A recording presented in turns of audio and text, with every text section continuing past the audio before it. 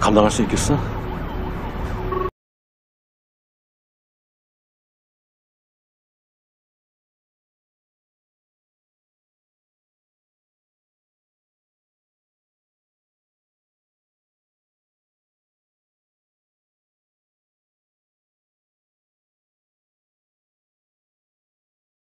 (14년대) 반란을 계기로 대한민국 정부와 국회는 1948년 12월 1일 반국가단체의 활동을 규제하는 특별형법 국가보안법을 제정했습니다.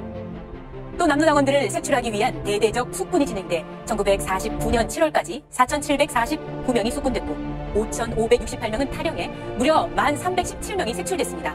당시 육군 총병력의 10%가 좌익 공산 세력이었던 것입니다. 수사망이 주표우자, 육사 2기 강태무, 표무원 소령은 아예 월북해버려 큰 충격을 줬습니다.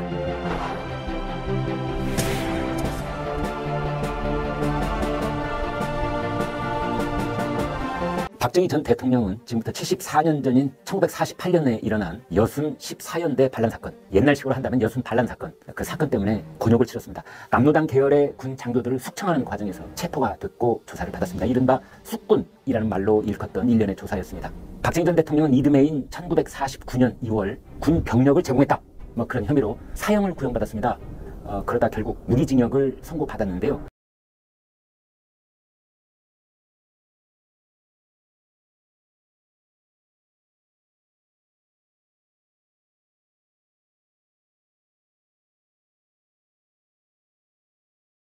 최초의 종북 논쟁은 언제, 누구를 상대로 벌어졌을까?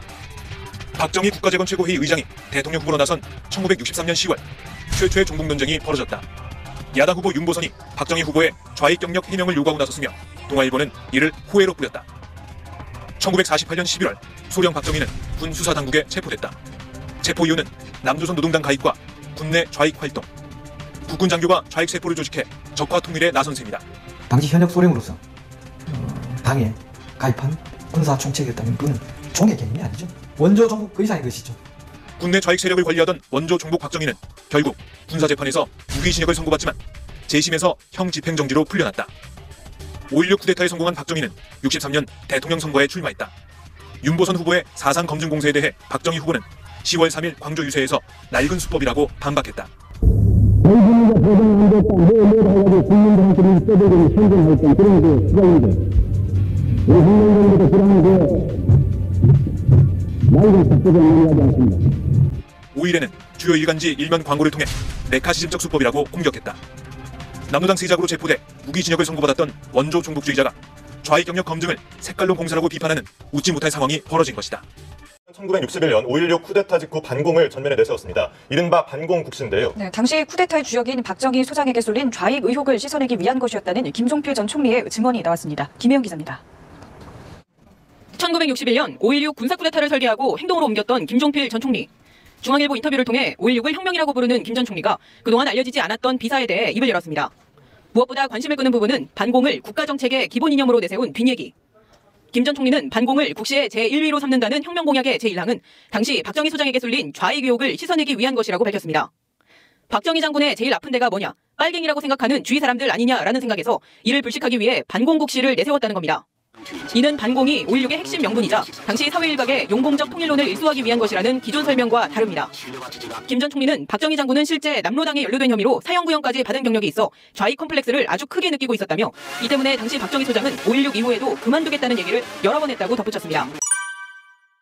예. 사진까지 아예 갖고. 사진이 박정희 전 대통령이에요? 예, 군관학교 시절에 만주 군관학교. 예. 우리 같은 육군사관학교라고 네네. 보시면 될 것 같아요. 박정희 전 대통령이 만주 군관학교에 1940년에 입학하게 되는데 당시 만주 군관학교에 입학 자격이 있는 나이가 16세에서 19세였어요. 입학이 안 될 나이네요. 그렇죠. 1939년 당시에 박정희 전 대통령이 22세였습니다. 22살의 청년이 나이가 초과돼서 자격이 안 되니까 본인으로서는 굉장히 특단의 조치를 취합니다.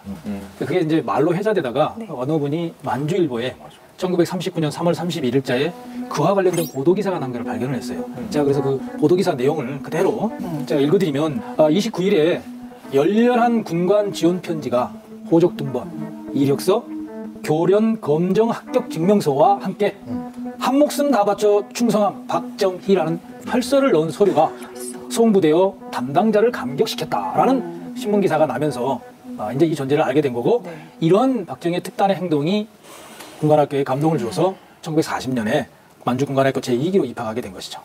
그래서 1940년에서 42년 사이에 군관학교에서 교육을 받고 우등으로 1등으로 졸업을 해요. 그래서 만주 군관학교에서 우수한 인재들은 다시 일본 육군사관학교, 일본군 장교를 육성하는 육군사관학교로 보냈습니다. 그래서 다시 또 한 2년을 교육을 받고 1944년에 만주로 돌아와서 만주군 소위로 근무하기 시작합니다. 만주 국군 소위죠. 참 불편한 진실이지만 이야기할 수밖에 없는 게 1917년생이잖아요. 그러니까 이때쯤 되면 이제 20대 초중, 그러니까 자기 인생의 방향을 결정해야 될 나이인데 이런 결정을 한 거죠. 만주국은 내게 기회의 땅이다.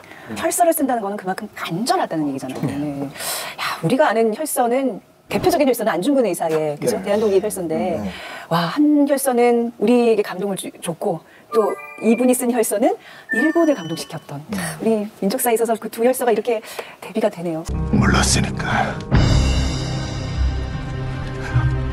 해방될지 몰랐으니까. 알면 그랬겠나. 너도 죽어봐.